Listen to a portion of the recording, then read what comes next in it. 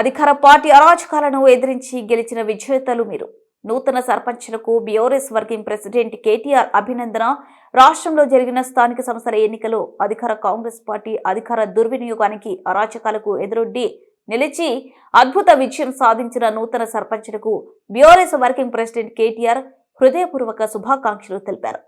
శనివారం హైదరాబాద్లోని నందినగర్ నివాసంలో పలు జిల్లాల నుంచి తరలివచ్చిన నూతన సర్పంచ్లు కేటీఆర్ను మర్యాదపూర్వకంగా కలిశారు. వందలాదిగా తరలివచ్చిన సర్పంచ్లు పార్టీ నేతలతో కేటీఆర్ నివాసం కోలాహలంగా మారింది.